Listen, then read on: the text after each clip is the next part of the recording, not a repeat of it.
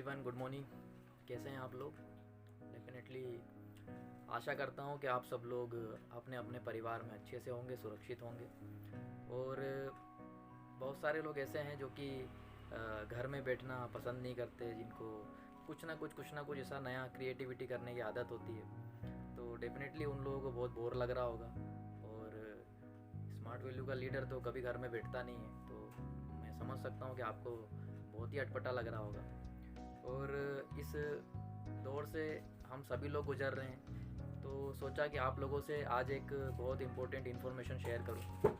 तो डेफिनेटली एक बहुत अच्छी इन्फॉर्मेशन है जो कि मैं आप लोगों तक पहुंचाना चाहता हूं कि आज आप देखेंगे मार्केट में कई सारे लोग ऐसे होते हैं जो कि अलग अलग डिफरेंट कैरेक्टर के लोग होते हैं। सबसे पहला एक कैरेक्टर में देखा मार्केट में जो होते हैं प्रोफेशनल लोग जो होते हैं, उनके चाल ढाल, उनका हाव भाव, उनका ऊपर से लेकर नीचे तक का बॉडी लैंग्वेज वो टोटली डिफरेंट होता है।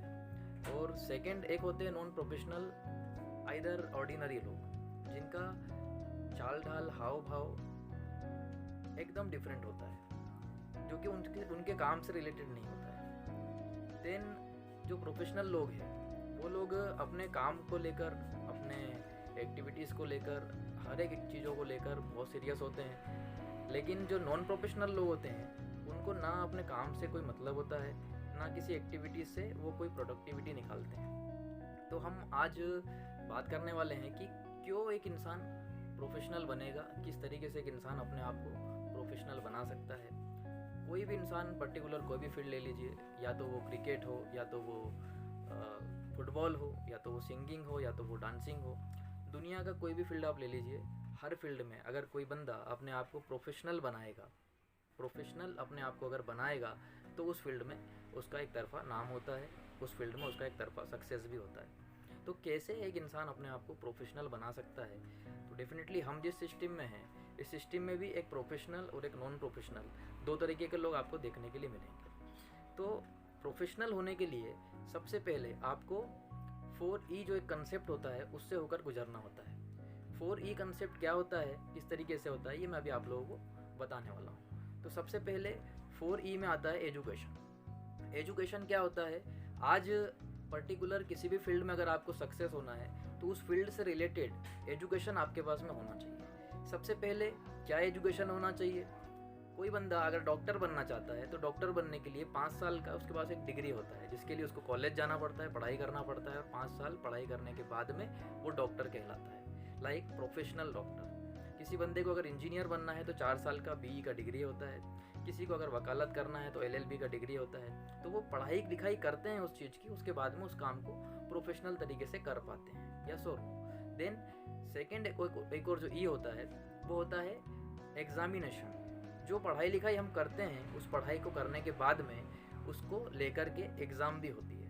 फ्री में तो कॉलेज में डिग्री नहीं मिलता है हमको, उसके लिए हमको पहले एग्ज़ाम देना पड़ती है, और एग्ज़ाम में हमको पास भी होना पड़ता है। उसके बाद में एक डिग्री हमारे हाथ में आता है, और उसके बाद हम उस काम को कर पाते हैं। देन डिग्री लेने के बाद में थर्ड E जो होता है वो होता है एक्सपीरियंस। एक्सपीरियंस मानी कि तजुर्बा, कि आपने जो पढ़ाई किया, एजुकेशन किया, उसके बाद में जो एग्जामिनेशन दिया, आपके हाथ में जो डिग्री आया, उस डिग्री के बिहाफ पे आपको जाके मार्केट में काम करना होता है, और काम करने के बदले में आपको एक्सपीरियंस गैदर होता है, तजुर्बा गैदर होता है। जैसे मैं इस सिस्टम में जब ज्वाइन किया तो मैं यहाँ पर सबसे पहले जो आया तो यहाँ का मैं एजुकेशन लिया।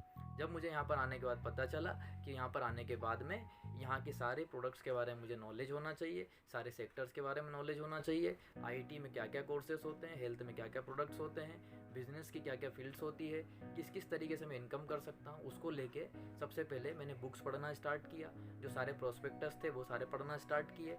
उसके बाद में जितनी सारी ट्रेनिंग्स हुई वो हर एक ट्रेनिंग में मैं जाता था, हर एक ट्रेनिंग को मैं लिखता था। इस तरीके से मैंने अपना एक एजुकेशन कंप्लीट किया।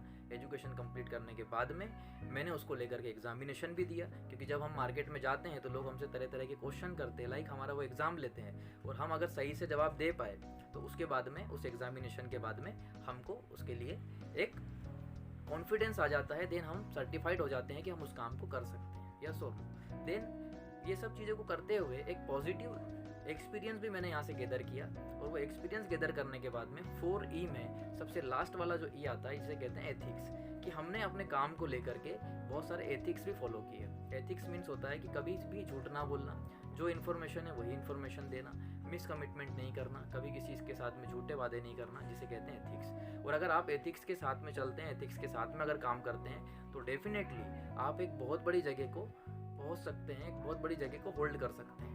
तो ये 4E जो इंसान फॉलो करेगा, ये 4E को जो इंसान सीख पाएगा अच्छे से, वही इंसान अपने आप को प्रोफेशनल बना पाएगा। और जो इंसान अपने आप को प्रोफेशनल बना पाएगा, वही इंसान इस सिस्टम में, इस बिजनेस में एक बड़ी जगह पहुंच पाएगा।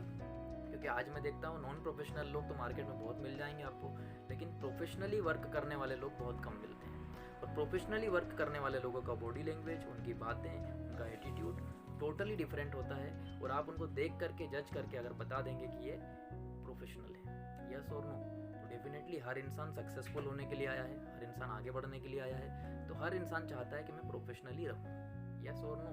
तो प्रोफेशनली रहने के लिए आपको ये 4E से होकर के आपको गुजरना पड़ेगा।